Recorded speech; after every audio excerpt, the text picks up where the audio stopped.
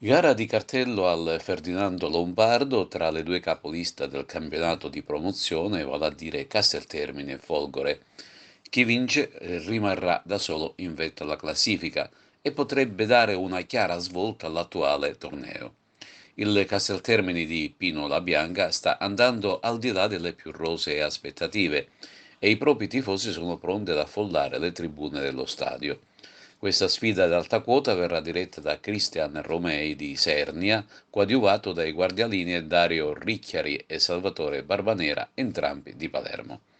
Torna a giocare in casa, ma sul terreno di gioco di Raffadali, l'Empedoclina con la Mazzarese, mentre il Camarat andrà a fare visita al Partinico Audace. Gara importante ai fini della classifica tra l'Unitas Sciacca e la Nissa. I saccensi sono ad un punto dalla vetta e non intendono lasciarsi sfuggire la vittoria.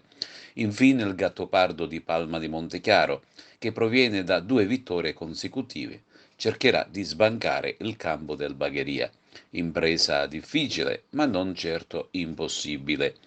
Anche in prima categoria si prospetta una giornata molto calda. Su tutti il derby agrigentino tra l'Atletico Favara e Raffadali, entrambe all'inseguimento della battistrada Atletico Gorgonia, che non dovrebbe avere tanta difficoltà a superare il Branciforti.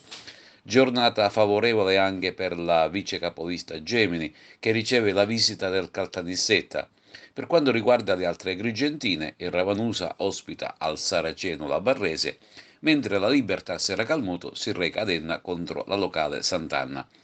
Tornano invece in scena allo Sport Village di Agrigento i ragazzi di Peppe Castiglione, che per l'8ª giornata al campionato nazionale di Serie B di calcio a 5 affrontano la corazzata Pro Nissa. Match decisamente impegnativo, quello che attende i ragazzi della Valle dei Templi, che chiudono contro i nisseni il trittico che li ha visti contrapposti alle formazioni più accreditate dagli esperti al salto di categoria. Arbitreranno l'incontro Fabiano di Messina, Sfilio di Eciriale e Lopresti di Agrigento.